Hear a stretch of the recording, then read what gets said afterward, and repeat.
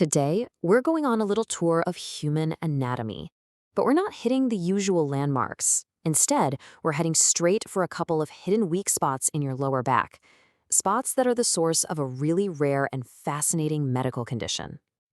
So let's start with a quick question. When I say the word hernia, what's the first image that pops into your head? Where in the body do you immediately think of?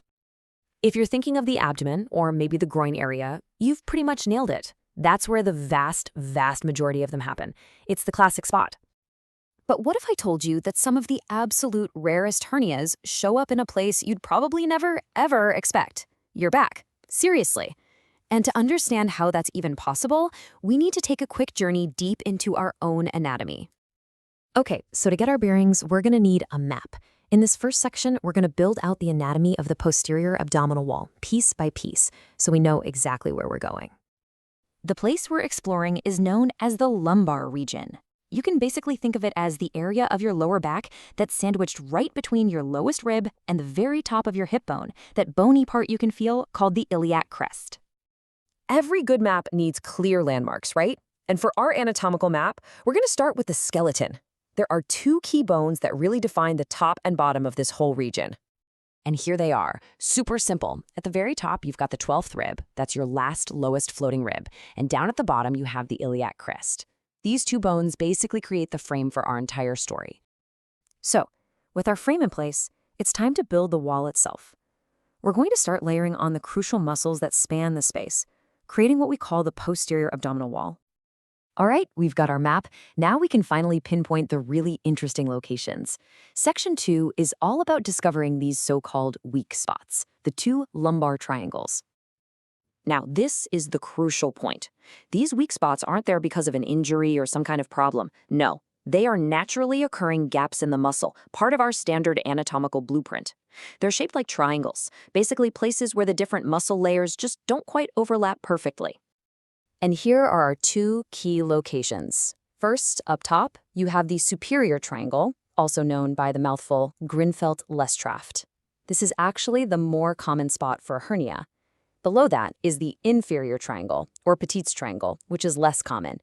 You can see each one has its own unique muscular borders that create these potential weak points. The source material puts it perfectly. It says these triangles are defects in the lumbar muscles or the posterior fascia. Now, don't get thrown by the word defect. It doesn't mean something's broken. In anatomy, it just means a natural structural gap, a kind of blueprint for a potential weak point. So, we've mapped the area and we've found the weak spots. Now, let's get to the main event in Section 3, the lumbar hernia itself. What is it? What causes it? So here's our official definition. A lumbar hernia is simply when some of your internal abdominal contents push out or protrude through one of those two triangles we just identified. It's an internal structure finding an escape route. So are people born with these? Well, sometimes, but it's pretty rare. Only about 20% of cases are congenital, meaning they're there from birth.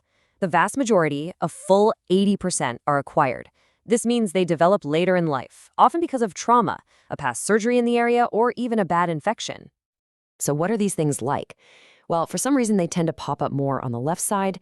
If they're small, you might not even know you have one. No symptoms at all. If they get larger, they can cause a kind of dull back pain. And here is the most important takeaway. Unlike other hernias, they are not prone to incarceration. That's a really dangerous complication where tissue gets trapped and loses its blood supply. So the fact that that's rare here is very, very good news. All right, let's shift gears and talk about the solution. In Section 4, we'll look at how doctors confirm a patient has a lumbar hernia and what the modern game plan is for fixing it. When it comes to diagnosis, there's a clear gold standard. The source calls a CT scan the diagnostic investigation of choice. And for good reason, it gives a crystal clear picture of the hernia, its size, and exactly what's pushing through that muscular gap. No guesswork involved. And the fix is surgical. The approach is really straightforward and super effective. First, the surgeon accesses the hernia, either through a traditional open incision or using minimally invasive tools. Then, they place a prosthetic mesh over the hole. Think of it like a high-tech patch. Finally, and this part is key, they stitch that mesh securely in place, making sure it extends beyond the edges of the hole to create a strong, lasting repair.